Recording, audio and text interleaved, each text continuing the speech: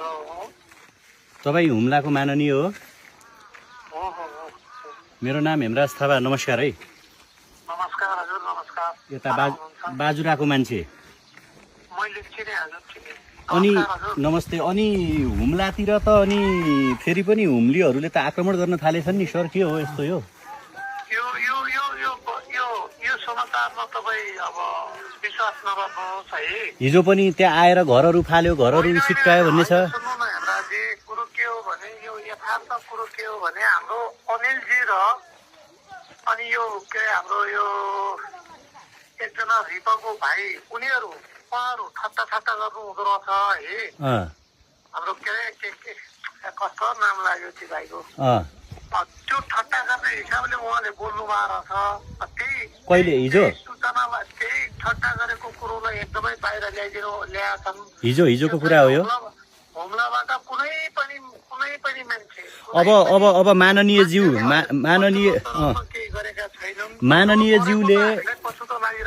माननीयज्यूले के कुरा बुझ्नु पर्यो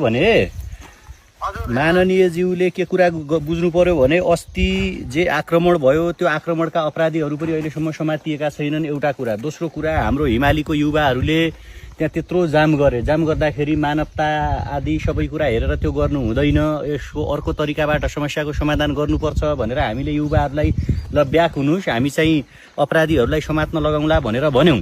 त्यसपछि त्यो एक किसिमको एग्रिमेन्ट पनि भयो, त्यो मान्छेहरू पनि अहिलेसम्म समातेका छैनन्। हामीले निरन्तर हुम्लाको सिडिओहरूसँग बाजुराकोसँग छलफल गरिरहेछौँ। फेरि हिजो चाहिँ फेरि आएर फेरि घरहरू चाहिँ फाल्यो भन्ने यो एउटा एक सामाजिक सञ्जालमा जे देखेको छ त्यसले यहाँ मेरो कुरा सुन्नु न। यसमा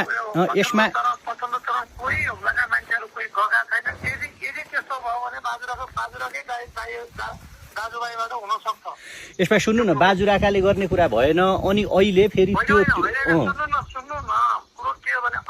अपराधिक मानसिकताका मान्छेहरू अर्कालाई कसैलाई फसाउनका लागि पनि गर्न सक्छन् नि हजुर। यहाँ सुन्नु, अब त्यही त, अब अहिले माननीयज्यूले के कुरा बुझिदिनु पर्यो भने त्यो कुरा सुनिसकेपछि त्यहाँ फेरि हामी बाटो ब्लकेजमा जान्छौँ भनेर त्यहाँको युवाहरू भनिरहेछन् होइन, हिमालीको। हामीले त्यस्तो नगर्नुहोस् भनेका छौँ अहिलेसम्म। अब अस्ति फेरि तपाईँकै त्यो सामाजिक सञ्जालमा मैले के देखेको थिएँ भने बाजुराको माननीय र तपाईँले चौकी नै नबनाउने सहमति गऱ्यौँ सिंहदरबारभित्र भनेर नि लेख्नु भएको थियो हजुरले है। अब यसो हो क्या, अब तपाईँ त्यहाँको होइन, आइजिबीको हामीले के भन्यो, नबनाउने भनेको होइन, तत्काल अहिले